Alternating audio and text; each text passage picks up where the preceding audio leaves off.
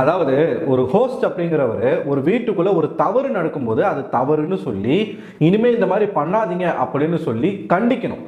ஆனால் அந்த ஹோஸ்ட் அதை பண்ணாமல் அதை அப்ரிஷியேட் பண்ணி மக்கள் பார்க்குறாங்கன்றத பார்த்து நடந்துக்கோங்க, ஆக மொத்தம் நீங்கள் பண்ணது வந்து எனக்கு க்யூட்டாக இருந்துச்சு அப்படின்னு சொல்லிட்டு போனதோட விளைவு என்ன ஆகுது அப்படின்னு பார்த்தீங்கன்னா, ஓகே அவருக்கே நல்லா இருக்கு, அவர் நம்மளை அப்ரிஷியேட் பண்ணுறாரு, நம்ம மறுபடியும் அதையே பண்ணுவோம் அப்படின்ற ஒரு எண்ணம் வந்து அவங்க மனசுக்குள்ள வருது. இன்னொரு சைடு ஒரு டாஸ்க் ஒன்று கொடுக்குறாங்க. அந்த டாஸ்கில் நீயும் பொம்மை நானும் பொம்மை அப்படிங்கிற ஒரு டாஸ்க்ல ஒரு ரூல்ஸ் இருக்கு. நீங்க யார் பொம்மை உள்ள போகணும்னு நினைக்கிறீங்களோ அவங்களுக்கு நீங்க விளையாடலாம். இன்னொன்று நீங்க யார் பொம்மை உள்ள போகக்கூடாதுன்னு நினைக்கிறீங்களோ அதையும் நீங்க விளையாடலாம்.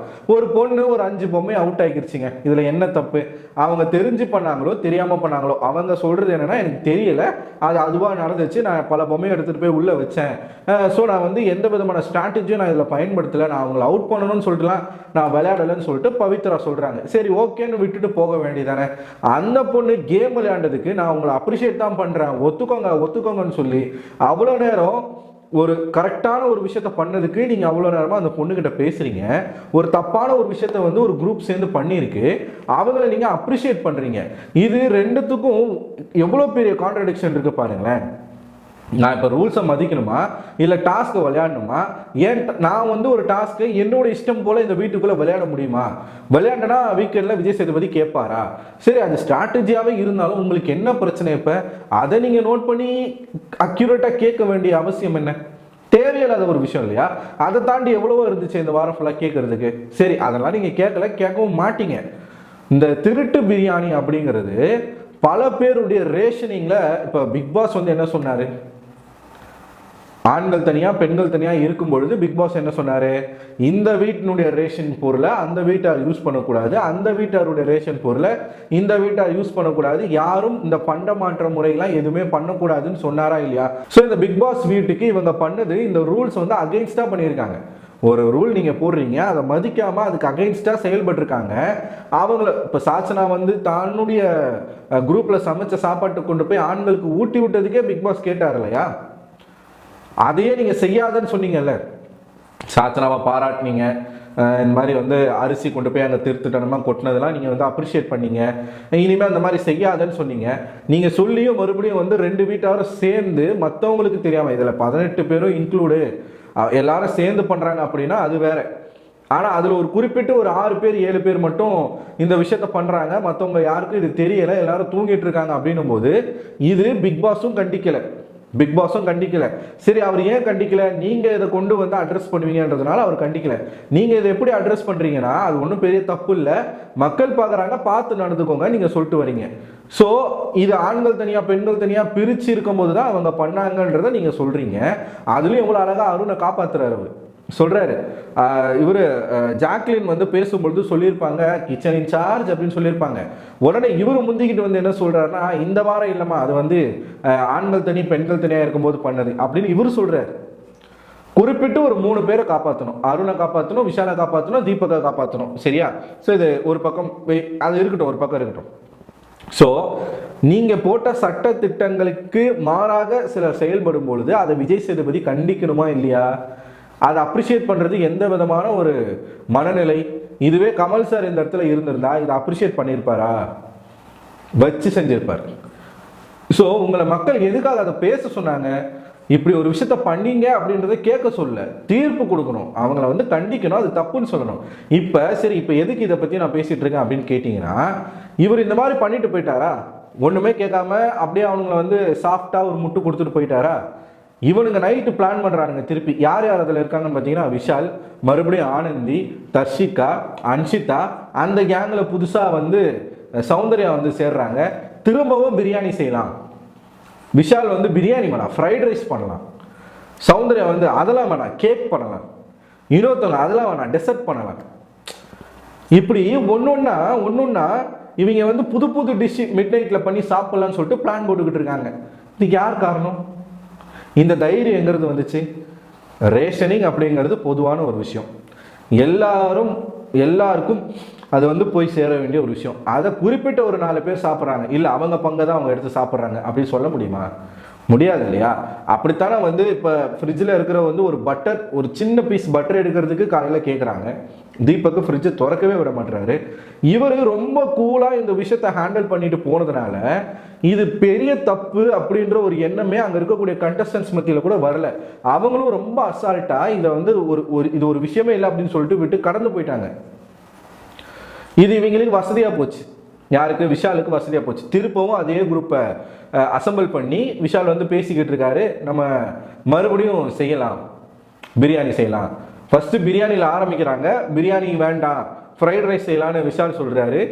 நம்ம சௌந்தர்யா வந்து நீங்கள் ஸ்வீட்ஸ் பண்ணும்போது மட்டும் என்னை கூப்பிடுங்க அப்படின்னு சொல்லிட்டு சௌந்தர்யா அந்த அம்மாவுக்கு கேக்கு வேணுமா, கேக்கு செய்யலாம்.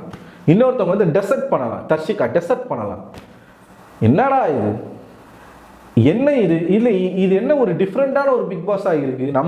நம்மலாம் வந்து என்ன, நம்மளை என்னவா எடை போட்டிருக்காங்க, எனக்கு அதுதான் கேட்க தோணுது. நீங்கள் மக்கள் பார்க்குறாங்கல்ல, ஆடியன்ஸ் பார்க்குறாங்கல்ல, விடிய விடிய பார்க்குறாங்க. சில பேர்லாம் விடிய விடிய பார்க்குறாங்க. அவங்க தூங்குனாலும் தூங்குறது கிடையாது, அவங்க வந்து காலையில் எழுந்துற வரைக்கும் பார்க்குறாங்க. என்னடா நடக்குதுன்றத 24 hours பார்த்துக்கிட்டே இருக்காங்க. ஸோ அப்படி பார்க்குற மக்களை நீங்கள் என்னவா எடை போட்டு வச்சுருக்கீங்கன்ற ஒரு கேள்வி இந்த இடத்துல எழும்புது இல்லையா? ஏன் பார்க்குறாங்க, யார் யார் என்ன பண்ணுறாங்கன்றத மக்கள் தெரிஞ்சுக்கணும்.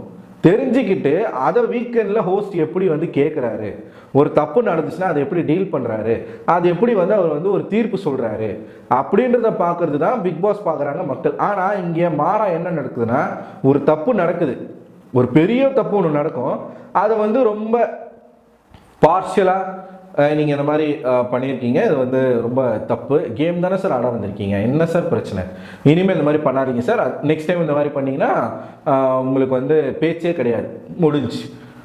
பவித்ரா வந்து நீங்கள் உங்களுடைய ஸ்ட்ராட்டஜி ரொம்ப சூப்பராக இருந்துச்சு, நல்லா பண்ணீங்க சார். நான் ஸ்ட்ராட்டஜியை யூஸ் பண்ணல சார். ஏவா நீங்கள் யூஸ் பண்ணது ஸ்ட்ராட்டஜி தான், ஒத்துக்கோ. ஸ்ட்ராட்டஜி தானே யூஸ் பண்ணேன், 5 பேரை வந்து காலி பண்ணலை, அதுக்கு பேர் என்ன, ஸ்ட்ராட்டஜி தானே. மந்திரி பொம்மையாக உள்ள வைக்கல, ஸ்ட்ராட்டஜி தானே. இப்படி தப்பே பண்ணாத ஒரு ஆளை நிற்க வச்சு குற்றவாளி மாதிரி கேள்வி மேலே கேள்வி கேட்கறது, தப்பு பண்ணவங்களை நிற்க வச்சு அப்படியே பெருமையாக பாராட்டி ரொம்ப க்யூட்டாக இருந்துச்சு நீங்கள் பண்ணதெல்லாம். மக்கள் பார்க்குறாங்க, அதை மட்டும் கொஞ்சம் பார்த்துக்கோங்க. என்னையா இது, அவங்க பர்கர் கேட்டு அனுப்புறேன்றீங்க, பிரியாணி கேட்டு அனுப்புறேன்றீங்க, 5 ஸ்டார் கேட்டு அனுப்புறேன்றீங்க. நீங்கள் ஹோஸ்டா இல்லை வந்து அவங்களோட பேரண்ட்ஸ் தான் இந்த குழந்தைங்களெல்லாம் ஸ்கூலில் விட்டுட்டு லஞ்சுக்கு வரும்போது எதனா சாக்லேட் வாங்கிட்டு வருவாங்க. அந்த மாதிரி என்னமோ உங்கள் குழந்தைங்களை ஒரு வீட்டுக்குள்ளே விட்டுட்டு அவங்க கேட்குறதெல்லாம் வந்து வாங்கிட்டு வர மாதிரி நான் எல்லாத்தையும் செய்கிறேன் அப்படின்னு சொன்னால் எப்படி இது, எப்படி சார் இது? ரொம்ப அழகாக ஹோஸ்டிங் பண்ணுறீங்க, உங்களை பார்த்து கற்றுக்கணும். இதுக்கப்புறம் அடுத்த சீசன்லாம் நீங்கள் வரீங்கன்னா அவ்வளோதான் சார். பிக் பாஸ் அப்படிங்கிற ஒரு நிகழ்ச்சியை பார்க்குற ஒரு இன்ட்ரெஸ்டே மக்களுக்கு இருக்காது. இப்பயே இல்லை. ஏன்னா அந்த அளவுக்கு நீங்கள் வந்து ரொம்ப நம்ம எதிர்பார்க்குறதுல ஒரு 100% நம்ம எதிர்பார்க்குறோன்னு வச்சுக்கோங்களேன், அதில் அட்லீஸ்ட் ஒரு 50% போட்டால் கூட பரவாயில்ல. இங்கே 1% கூட வரமாட்டேங்குதே விஜய் சேதுபதி கிட்டே இருந்து. அவர் வந்து ஃபுல்லாக பார்க்குறாருங்க, எல்லாத்தையுமே பார்க்குறாரு, சோஷியல் மீடியாலாம் பார்க்குறாரு, நல்லாவே தெரியுது. பார்த்தீங்களா, ஒரு ஆன்ட்டி வந்து எந்திரிச்சு நின்று கரெக்டாக 2 விஷயத்தை அட்ரஸ் பண்ணுது. ஒன்று, நீங்கள் கண்டஸ்டன்ஸை பேச விட மாட்டீங்கன்னு சொல்கிறாங்க சார், அப்படிலாம் இல்லை, இங்கேருந்து எங்களுக்கு பார்க்கும்போது அப்படிலாம் இல்லைன்னு தோணுது. அவங்க தான் சுற்றி விட்றாங்க கண்டஸ்டன்ஸ், அவங்க தான் உங்களை பேச விட மாட்டாங்கன்னு அந்த ஆண்டி சொல்லுது. இன்னொன்று, கரெக்டாக சாச்சனா கூட நீங்கள் ஒன்றா நடிச்சதுனால நீங்கள் சாச்சனாவுக்கு சப்போர்ட் பண்ணுறீங்கன்னு வெளியில் பேசிக்கிறாங்க. ஆனால் அப்படிலாம் இல்லை, இங்கேருந்து பார்க்கும்போது எங்களுக்கு அப்படி தோணலை சார், நீங்கள் கரெக்டாக தான் பண்ணுறீங்க. எவ்வளோ சார் கொடுத்தீங்க டப்பு, காசு பணம் துட்டு மணி நல்லா வெட்டுன்னு வெட்டுறீங்க போல இருக்கே.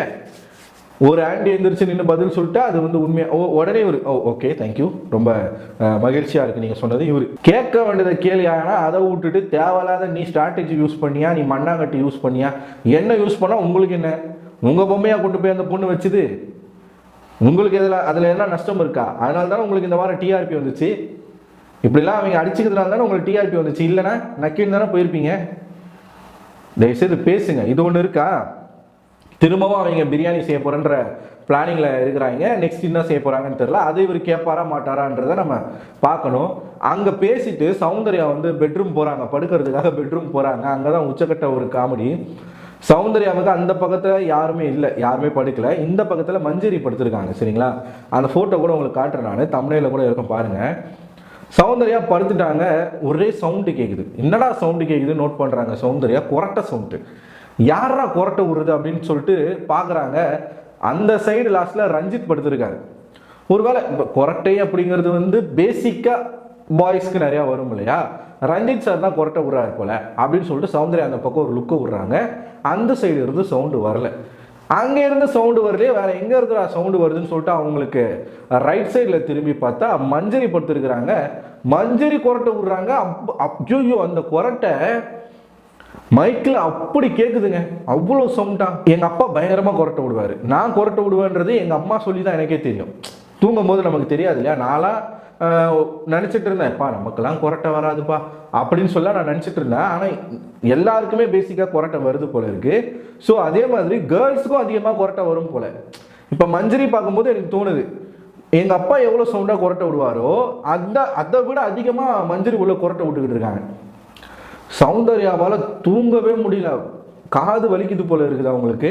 அவங்க கண்ணை பொத்துறாங்க, காதை பொத்துறாங்க, முடியவே இல்லை. எந்திரிச்சு அப்பப்போ மஞ்சரியை வந்து ஒரு லுக்கு விடுறாங்க, முறைச்சி பார்க்குறாங்க. என்ன இந்த பொம்பளை, அவன் மனசுக்குள்ளே தான் ஓடிருக்கும், என்னடா இது இந்த பொம்பளை இப்படி கொரட்டை விடுது, இப்படி கொரட்டை விட்டா நான் எங்கடா தூங்குறது, இப்படி தான் அவன் மனசில் நினச்சிருப்பாங்க. ஸோ சௌந்தர்யா எது பண்ணாலும் ஒரு விதமான ஒரு ஃபன்னோட அவங்க பண்ணிட்டு இருக்காங்க. இது கிரிஞ்சுன்னு நம்ம எடுத்துக்கலாம். இது வந்து கிரிஞ்சு கிடையாது, இது ஃபன்.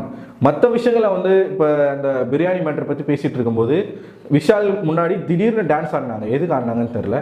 அதெல்லாம் கிரிஞ்சான விஷயங்கள் தான். பட் இது வந்து கொஞ்சம் ஃபன்னியான விஷயம். அவங்க பண்ணுறது, அந்த ரியாக்ஷன்ஸ்லாம் வந்து பார்க்குறது கொஞ்சம் ஃபன்னாக இருக்குது. மேபி அதனால் கூட மக்களுக்கு வந்து சௌந்தர்யாவை அதிகமாக பிடிச்சிருக்கலாம்னு நினைக்கிறேன். ஸோ இது ரெண்டு விஷயங்கள் இப்போ மிட் நைட்டில் நடந்தது. ஒன்று மஞ்சரியின் கொரட்டையால் தூங்க முடியாமல் அவதிப்பட்ட சௌந்தர்யா, மற்றொன்று விஜய் சேதுபதி அவர்களுடைய தூண்டுதலின் பேரில் மீண்டும் மிட் நைட் பிரியாணி செய்யலாமா, இல்லை மிட் நைட் ஃப்ரைட் ரைஸ் பண்ணலாமா, இல்லை மிட் நைட் டெசர்ட் பண்ணலாமா, இல்லை மிட் நைட் கேக் பண்ணலாமான்னு சொல்லிட்டு இந்த திருட்டு கும்பல் சதி திட்டம் போட்டுக்கொண்டு இருக்கிறது. என்ன நடக்க போகுது, குற்றம் பின்னணி என்ன பார்ப்போம். ஸோ இதாங்க இந்த வீடியோவுடைய ஒரு விஷயங்கள். ஸோ இதை பார்க்கும்போது உங்களுக்கு என்ன தோணுது, ரெண்டு விஷயத்தையும் பற்றி நீங்கள் என்ன நினைக்கிறீங்கன்றதை கமெண்ட் பாக்ஸில் கமெண்ட் பண்ணுங்கள். அடுத்த ஒரு வீடியோவில் உங்களை வந்து சந்திக்கிறேன். அதுவரை உங்களிடமிருந்து விடைபெறுவது நான் அரவிந்தன்.